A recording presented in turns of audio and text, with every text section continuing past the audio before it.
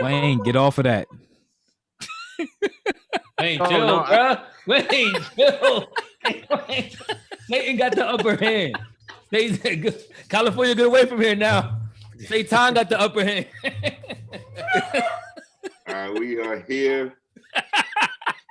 And the reason why we're here on this day, on this Monday, is because the Eagles fired their coach. Doug This is Pederson. huge news. This is all. I'm sorry, Tim. I'm sorry. I'm getting domino effect. Now go ahead. What y'all got to say about it? I think, truth be told, though, I'm on Doug's side. I ain't gonna hold you. I think a lot. I'm not on Doug's side. I'm on Doug's side. I'm gonna tell you why I'm on Doug's side. Because as a coach, the last thing you want is to only be given the players that you're given with no real say. I said this before in another podcast. I don't, or maybe it might have been with y'all. I don't know if I said it on a podcast. But my thing is, if I'm a coach, when I come in, it's no way in the world I'm coming in without a very large say on who my players are going to be, because I got to coach these dudes. And if they don't perform, I'm going to take the blame. So there ain't no way in the world I'm going to let a dude, especially a non-football dude like Howie, who we clearly see can't make the draft picks and all that. Ain't no way. No, I'm not doing it. So if at this point in my career, I won a Super Bowl, I have to have that say. If I can't have that say, I'm out. Can I rebuttal that? Yep. First of all, I don't think there's no coach in the league that has 100% say on who they draft. The draft, I don't even think Howie has. I think it's a team thing. Yes, one person does have the last say, but I don't think Doug was totally excluded. Does he have some say? Yes. But he don't have the final say. No. That team, when they won the Super Bowl, how can he argue with that when they put all the coaches around him to win the Super Bowl?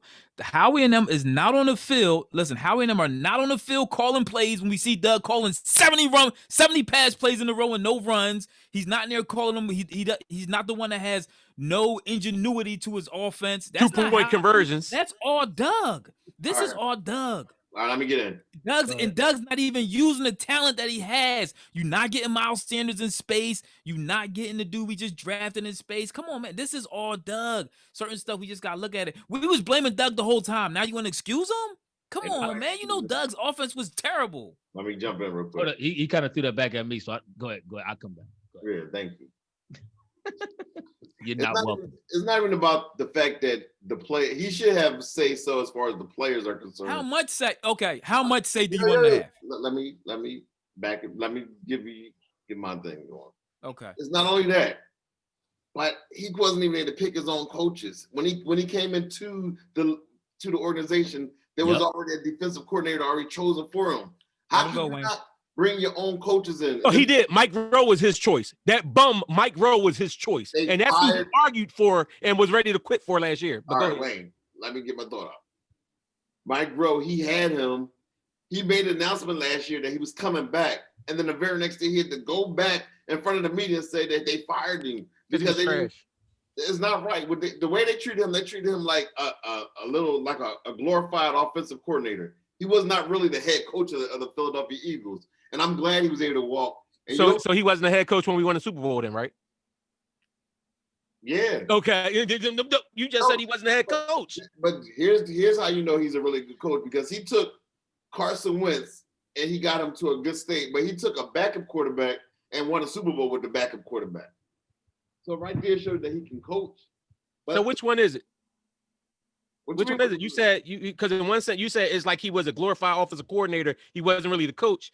Then after that, when I say, well, then he wasn't the coach that won the Super Bowl. Now you're trying to give him the props. Well, you can't give a dude the props for when it's good, but then when it's bad, take it away from him. He deserves more power. He earned more power. Let me jump in here real quick. See, this is why I say I'm not mad at Doug. We all know Howie is not a football guy. There's no way in the world I'm going to relinquish all power or have 50% of the say or less with a dude who's not a football guy. This is the same thing we talked about with Brett Brown. Brett Brown wasn't a basketball dude. That's why he had to go. He didn't know players. He didn't know coaching. He had to go. Only thing Howie knows is crunching the cap. This is very, very evident. Yep. Through the last couple drafts, this is very evident. He missed on short shots time and time again. I'm done with this dude. So if you're a coach and you have to acquiesce to a dude who's not a football guy and then take all the blame. Because now, let's be honest with you, as much as we had our problems with Doug and he run too much or he passed too much, I mean, don't run enough. Sometimes, a lot of times he calls a play. The plays are there. We don't have the dude. How many times we had dudes like a J.J. Arcega-Whiteside or Rieger or any of these dudes not make a play when you seen Justin Jefferson and DK Metcalf make these plays, and you're like, well, the play is there. If another receiver would have been there, they would have made the play. We got Fulgham and the rest of these dudes. Digress. Come on, I'm not hearing that. You got to understand. Go ahead, Ethan. Go ahead, Wayne. I'll let you go. Well, I'm saying, I get what y'all saying because I feel the same way about Howie, and I give them equal blame. But you can't sit here. We're not going to sit up here and act like Doug. Don't act like the first year when Doug was here that we wasn't talking about how trash his play calling was. The only difference was in that second year we had players making plays. Yeah, like, I didn't. And don't, even though I agree about Howie, but don't act like Howie didn't bring in talent around here when we did win. Because Howie was the one that brought it, like all those D-backs that we had, like not Patrick Peterson, but I forget the guy name that got the interception for us. And then he left after that year. Darby, like all these dudes, these was moves Howie made. He brought in the running backs. Like Howie did that. Blount and Ajayi. Howie made those moves. He brought in Alshon. So we can't sit up here and give Doug all this props about the Super Bowl. Like that's why I say to me that it's like the same. It's almost the same thing with both of them. I do agree. Howie should be relegated to just crunching numbers. You're not picking talent. Now, I think they brought somebody in here. Didn't they bring somebody in here to help with the talent evaluation? So we'll see how that goes. But listen, I don't think there's no coach, maybe Bill Belichick, that has 100% or all the say on who they draft. You still as an organization, the organization is still built a certain way. I agree it's a collective, but I'm just saying I mean Andy Reid probably got a good portion to say who he gonna bring in this, that, and the third. But my thing is, remember Andy Reid even here was the GM and the coach at the same time. He was doing contracts and coaching. But my thing is, at first he wasn't because we had Banner was doing all that. Was that one? No, but if I'm not mistaken, Andy Reid for a minute was doing that, and then he gave it up because he said it was too much or something like that, or they took it from him. One of the two. Something happened with Andy Reid throughout his 13 years here that he was actually doing contracts and he was the coach at the same time. I don't think so. Banner was always draft, maybe talent evaluation. Maybe that's what I'm thinking about. But maybe he had to give that up because we didn't have no wide receivers till he gave that mess up. I need them to give full transparency.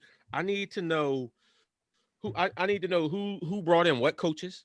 I want to know who was Jim Schwartz. Like, well, I'm pretty sure that was Howie, but like we know evidently Mike Rowe was Doug's guy. Like I want to know who the receivers coaches and who's bringing in the receivers coaches and who's coaching up the receivers coaches, because our receivers has been trash. Like I don't, and that's why I hated the whole thing about Mike Rowe. Wasn't he the dude that was the receivers coaching for the Rams when the Rams was stinking? And then we brought him in here and made him offensive coordinator. Like who makes that move? Yeah. I mean, listen, I understand Doug wanting some power, but he's not going to get all the power. But let's not try to excuse Doug like he was so great a coach. I agree. And we didn't see this thing falling apart. The thing was going down. We weren't getting better. Let's be honest with ourselves. We weren't getting better. I'm not going to sit there and be like, I'm going to let Howie ride and then say Doug was a bad coach when he's the only coach in the history of the franchise that won us the Super Bowl. I mean, right, but remember the Super Bowl was won because Howard. You got to remember the ring that he gave is like you ever experienced in your life. So Howie had no parts of that. That's what I'm trying to say. I'm just saying. So did Howie have any parts of building that roster? You want to blame Howie for the roster now? Who built that roster? A Super Bowl winning coach. Who built that Super Bowl winning roster? A roster that had a lot of injuries and had a lot of depth. So that means that somebody brought in a lot of talent. And you still had to coach that talent. He still and so give them both credit for it. And you also got to understand the GM. You guys got to understand what position the GM in. If you got a guy, like I know nobody want to outshine a play, but if you got a guy that you paying $10-12 million, you got to play that guy. No, you don't. The GM's going to go to the coach. Yes, you do. Yes, you do. This is a business. GM's going to go to the coach. Yo, you paying this dude $12 million a year. He's getting on the field. Yeah, at a certain point, I do agree with Ethan. At a certain point, you do. No. I mean, that's why we stuck hung in there so long with dudes like Aguilar. You drafted him high, so you These high draft picks gotta play. Can we really get to the crux of Tim's love for Doug right now? Can we really get to really let everybody know why Tim is such a, because he wasn't capping for Doug all this time. Yes, I was. But now because Doug was ready to put, he was ripping Doug. Don't do that. Why Doug do Jalen like that? He should have let Jalen finish. Doug. Now when Doug is out because Carson Wentz is possibly staying here, now all of a sudden Carson. Did y'all listen to the press conference of Jeff Lurie this afternoon? I missed it. What happened? Because basically he was saying he kept no. Don't tell me basically. Tell me what he said. We don't want to hear Tim Carson was an asset and that basically he's getting traded. He said basically what? No, he didn't say that. They said knows who's top on their top priority as far as coaches. Lincoln Riley. Who's Lincoln Riley? The last coach under Jalen Hurts that made him into a quarterback. Hold on. Did Doug say Lincoln? Did Lurie say Lincoln Riley? Lurie actually said Deuce Staley. Like he did last time, just so he could meet that quota. I'm just saying, but you acting like he said Lincoln Riley. He never said that. But let Tim have this because he'll probably be depressed. But he did say Deuce Staley. Listen. All right. But with that being said, with Doug being out, who y'all think should come in? I like Eric Bieniemy or Lincoln Riley. I don't like Eric Bieniemy, and I'll tell you why. Go ahead. I don't want another Andy Reid retread who don't call the plays. Why? That come in here like Doug Pederson. He's somebody Andy Reid is trying to feed the people to hire. You know. Meanwhile, Andy Reid got all his former coordinators in the playoffs right now, winning Super Bowls. Doug ain't. What you mean? The Bills can't coach. Ain't Doug a former coordinator? So all of them not in the playoffs. But a lot of them are. Honestly, I'm not saying that this would be my first choice, but I wouldn't be mad if Deuce get a shot. I'm not mad. The running back position been the one position that's been consistently doing well for us over the years. Can we all agree that? I don't know. I thought Deuce should have got a shot at offensive coordinator before. I'm questioning Deuce because I don't like his substitute. Maybe this is looking too much into it. I can't stand the way he substitute back. But see, that's what I want to know about the transparency part because I hate it. But this is why I don't, because this what I want to know. Whose system is it? Because they have it set up so that certain running backs run in certain plays. So like is this a Deuce designation or is this something like the coaching system? I don't know. That's why I need to know. But he the running back coach, ain't he? So I mean, shouldn't he have a huge say in if you got third? Yeah, but if they're calling certain packages, remember that was the whole thing with the Eagles. Certain packages, they send certain players in, and that's why I'm saying the whole way they run stuff is kind of questionable to me.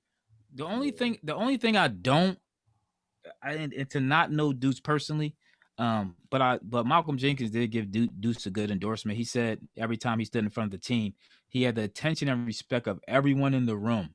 The embodiment of what it means to be an Eagle and a coach. I want to know. I will say that offense. I need to know. Hold on, real quick. I just think they would try to make Deuce into a yes man like they had Doug. That's not the kind of coach I want. They might try to Juan Castillo Deuce, like they have him in there as the coach, but then somebody else is really pulling the strings and all that kind of stuff. Right. I mean, like Howie. When you say yes, man, what you mean? You mean like, because this is my thing. If they can bring in, like you said, I can't remember the guy's name is missing me, but they did bring somebody else in to like help with the drafting and stuff like that, like a football guy.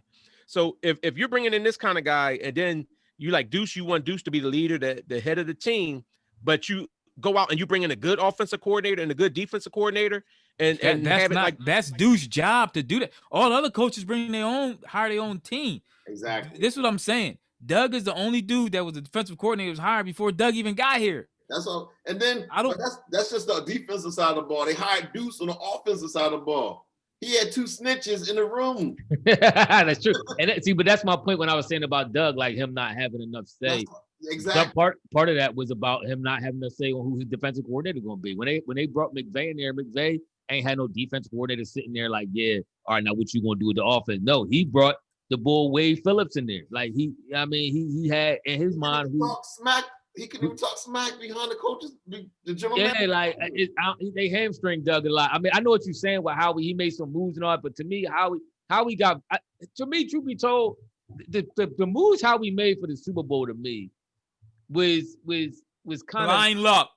Yeah, it was. I mean, it was kind of no brainers. Like he brought in dudes who was there who already had pedigree. He don't know how to look for future talent. That's my thing with Howie. Like you could, and most people could see a player and be like, all right, he could ball. Let's just ink him to a contract. He had these numbers in Chicago, or he had these numbers here. Let's ink him to a contract. He balled in Baltimore when he brought the Bull, whatchamacallit, and our deep threat dude that year. I always keep forgetting his name, but we brought him in. One Pro Bowler he drafted, Carson Stench. That's what I'm saying. After that, like his resume to me ain't adding up. But this is what I'm saying. If we're talking about the Eagles have supposedly brought someone in to help with all that, so now Howie is the wheel and deal signing contracts guy. That's what I'm saying. If that's the move that they're making, I'm okay with Howie doing the contracts. I don't think Howie right now to have him go back to that. He's too far in right now. That's why he needs how. They ain't going out. They sent him to the basement before. He ain't going back to that offense again. I bet you he would. He came out of there and he ain't going back no more. Who else going to hire him somewhere as a GM controlling football matters? Nobody. Exactly. So he going to go back to the bathroom. They're going to put him in the bathroom and he going to do his job from the basement.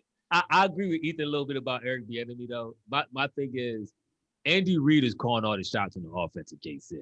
Like what is Eric Bieniemy really doing behind the scenes? Well, like, that gives him that gives him credentials to be a head coach. I'm not saying he's not. I'm not saying he's not, but I'm not saying that I can say this is his offense. This is how our offense going to look when he get here. You have examples of people who left Andy Reid's organization and went on to great success.